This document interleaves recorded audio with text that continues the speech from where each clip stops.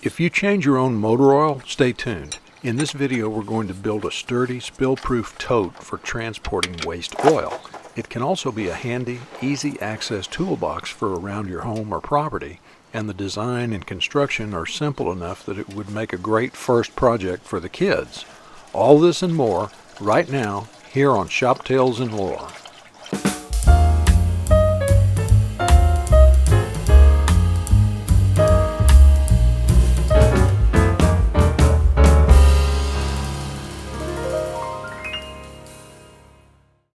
If you're a serious do-it-yourselfer or home workshop enthusiast looking for a variety of helpful content in one place, hit that subscribe button and ring the bell to be notified whenever we release a new video.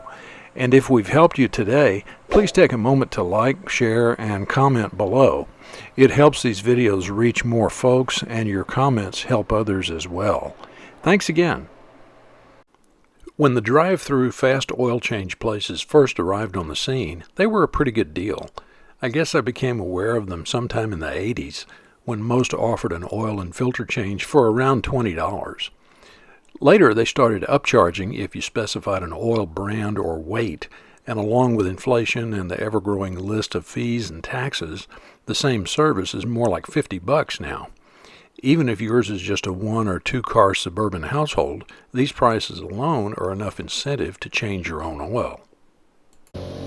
If you're in a rural setting with the usual assortment of outdoor power equipment, tractors, UTVs, etc., you're pretty much locked into doing those oil changes yourself, since it's impractical to transport all those machines for such a frequent maintenance chore.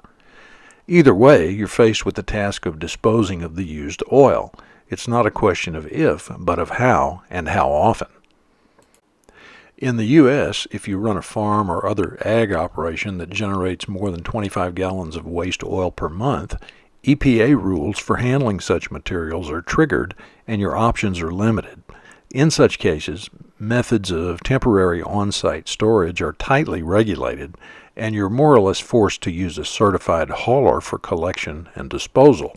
But for most of us, it's just a matter of finding the time to drop off that slow but steady accumulation of used oil at a collection facility, and of course, coming up with a convenient spill-proof way of transporting it.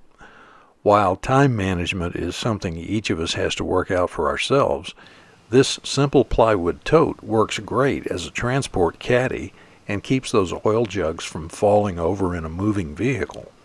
It's versatile enough to be put to work as a toolbox around your home or acreage, and would even make a great first project for the kids. If you'd like to build one, there's a link in the description to a companion article over on the Shop Tales and Lore blog at WordPress that includes a downloadable set of detailed plans free of charge. I started by ripping material for the end panels, side panels, and bottom using 1/2-inch plywood, but the design could be adapted to thicker ply, dimensioned lumber, or pretty much whatever you have on hand, so long as the construction is sturdy enough to hold the weight of 4 oil jugs. Next, I cross-cut these blanks to final length at the sliding miter saw.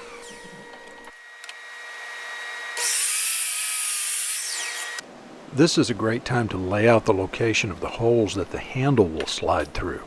This prevents any errors that might crop up if we marked these holes after the end panels are cut to their final shape. I'm using a hook rule and a centering rule to speed this up a little.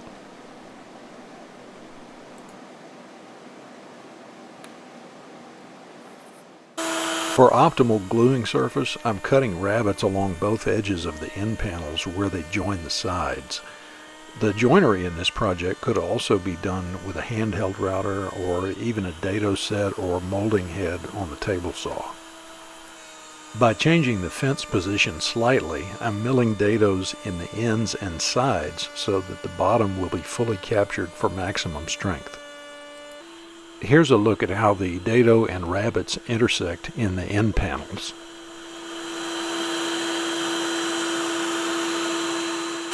And here's a look at one of the side panels after the bottom dado has been milled.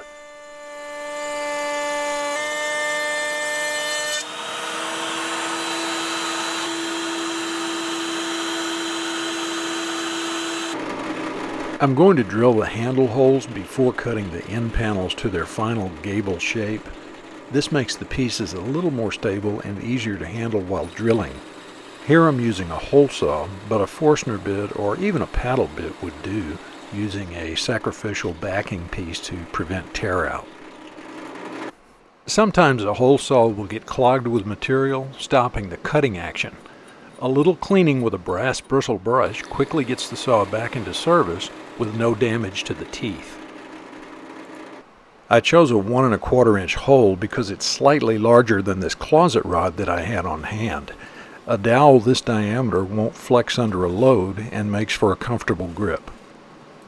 Just one more step before we can start assembly. We need to lay out the location of the angled cuts that will give the end panels their gable shape. At the same time, we'll measure for the little shoulder cuts that will eventually match up with the top edge of the side panels. Now it's time to shape the end panels along those lines we just marked. These cuts could be made with a jigsaw or even a fine-tooth handsaw, but if you have access to a bandsaw, it's just faster, not necessarily better.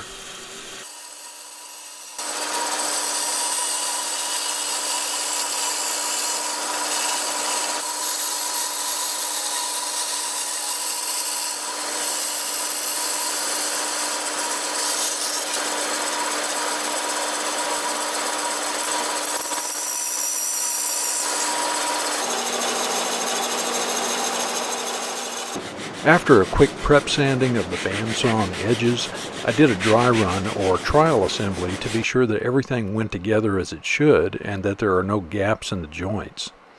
Even though everything looked good, I put a slight bevel on the sharp edges of the bottom panel. Even if your dados are oversized, this is always a good idea since it helps avoid surprises during final assembly and may even help things slip into place if your dados don't quite line up. Now for some assembly.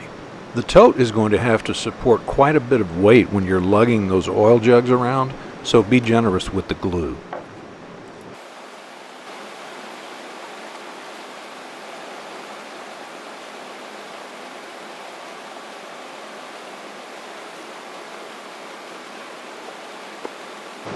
When choosing your fasteners, remember that when we account for the depth of the joinery, we only have to go through dados and rabbets that are 1/4 inch thick, at least when using 1/2 inch material like we are for this prototype. So here I'm using some 1 inch 18 gauge brads. They're plenty long enough to hold everything together until the glue cures. Now I'll just add the second end panel and side and finish fastening everything together.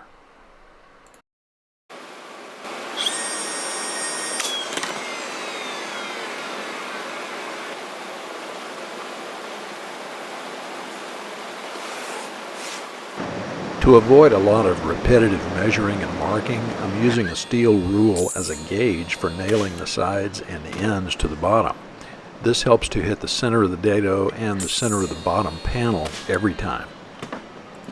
With the basic box now complete, I'll give it one final sanding to ease any remaining sharp edges. Now for the handle.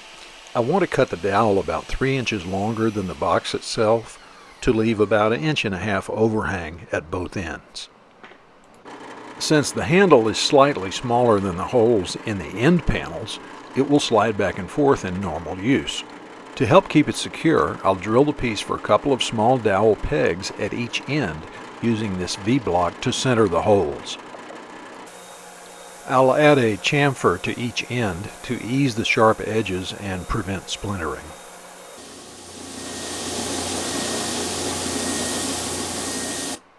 Now, using a fine-tooth pull saw or a razor saw, I'll cut the pegs to length that will hold the handle in place. Just a dab of glue on each peg and the tote is complete.